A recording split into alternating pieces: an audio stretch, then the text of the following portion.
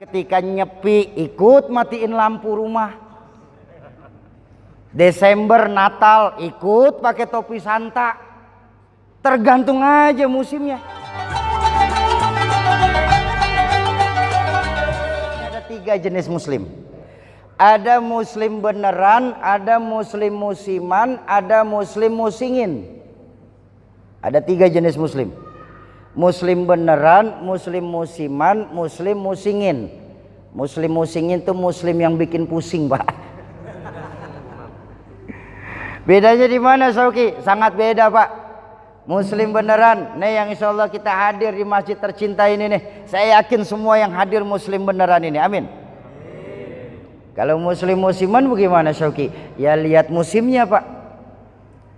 Waktunya Rabiul Awal ikut maulid. Waktunya Muharram ikut santunan yatim. Entar Ramadan ikut puasa. Tapi ketika nyepi ikut matiin lampu rumah. Desember Natal ikut pakai topi Santa. Tergantung aja musimnya. Makanya muslim musiman kalau boleh dikategorikan itu ibarat tumbuhan namanya toge. Tahu toge, Pak? Apa di sini toge namanya? Sama ya? Toge itu, Pak, tumbuhan yang dimana saja mau ikut campur urusan, Pak. Bener-bener. Di ketoprak ada, di mie Aceh ikut, di bakso nyemplung, sampai di gorengan pun nongol toge itu, Pak. Makanya yang namanya toge, Bapak lihat, nggak ada yang lurus, Pak. Bengkok semua toge. Bener kan? Apa maksud saya? Nah, jangan sampai kita muslim di sini, Pak, mentalnya seperti toge. Bagaimana muslim mental toge, Sauki? Coba tengok sekarang ini. Dengan dalih pluralisme, akhirnya kita sering terjebak pada pluralisme yang dangkal, Pak. Membenarkan semua agama. Tuh pluralisme dangkal tuh. Sauki, semua agama itu baik, Sauki.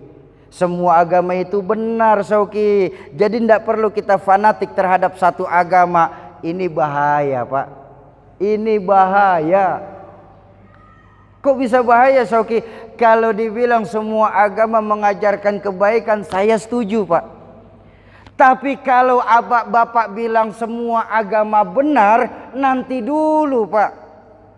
Semua agama benar, koma, jangan titik. Semua agama benar, koma, bagi pemeluknya masing-masing, baru titik. Kenapa? Saya khawatir, Pak, akhir-akhir ini sudah ada, Pak, Islam yang ke Kristen-Kristenan, Kristen yang ke Buddha-Buddhaan, Buddha yang ke Hindu-Hinduan. Dengan dalih toleransi terjebak pada gerakan yang intoleran. Toleransi itu bukan baca sholawat badar di dalam gereja, Pak. Toleransi itu bukan baca Al-Quran di dalam gereja, Bu. Kalau memang itulah kita bisa sebut toleransi, jangan salahkan agama-agama lain. Ketika malam Idul Fitri dan Idul Adha, mereka masuk ke masjid kita sendiri, lalu mereka menggunakan speaker sambil teriak haleluya. Apa mau itu yang kita sebut toleransi? Ayo didik anak-anak kita, terutama anak-anak kita, Pak, bahwa Allah tidak akan menghapus Islam dari Aceh, pasti, Pak. Dari dunia ini pasti.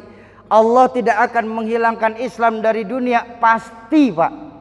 Tapi maaf Bapak Ibu, maaf, tidak ada satupun janji Allah, tidak ada satupun jaminan dari baginda Rasulullah Islam masih akan ada di Luksomawe tercinta kita ini kalau generasi-generasi mudanya sudah mulai jadi generasi muda yang musiman. Bapak-bapak dan ibu-ibu, jamaah ma'asyiral muslimin dan muslimat, para calon penghuni surganya Allah yang dicintai Allah Subhanahu wa taala. Itu yang kedua, muslim musiman. Yang ketiga, muslim musingin. Bagaimana muslim musingin? Ngaku Islam, KTP Islam. Sebagai anak mungkin orang tua bisa setiap tahun pergi ke tanah suci. Tapi maaf Bapak Ibu, maaf, ketika kita tahu agama Allah lagi dihina, Ketika kita paham baginda Nabi lagi dilecehkan, dan kita pun semua sekarang mengerti bahwa ulama-ulama kita lagi dicari-cari kesalahannya, kita nyaris tidak bisa membela sedikit pun ini muslim musingin atau muslim yang bikin pusing. Mereka punya dalih, Sauki, Islam itu agamanya Allah, tidak perlu dibela, Islam sudah pasti menang. Nabi Muhammad seorang manusia biasa, tidak perlulah sosok Nabi Muhammad kita kultuskan. Ulama tidak ada yang maksum cuma Rasulullah. Nih dalih mereka Pak, para liberalis. Bahwa Islam agama Allah saya setuju. Bahwa Rasulullah seorang manusia biasa, bahkan baginda Nabi diperintahkan dalam Al-Quran, Qul innama ana basyarum mithlukum. Katakan kepada mereka, hai Muhammad, bahwa engkau manusia sama kayak mereka. Rasulullah sendiri diperintahkan. Ulama nggak ada yang maksum. Iya, yang maksum memang Rasulullah. Tapi kan kita ngaji ada sebuah hadis baginda Nabi, al ulama warathatul anbiya. Ulama itu pewarisnya para nabi. Jadi ketika Rasulullah tidak ada di tengah-tengah kita, maka guru-guru kita inilah pengganti Rasulullah. Bukankah sebuah makalah mengajarkan laula murabbi ma araftu rabbi? Kalau saja tidak karena guru-guru kita ini, maka niscaya di Lok Sumawa ini tidak akan kenal siapa Tuhan kita sesungguhnya. Pertanyaan saya, di mana keimanan kita?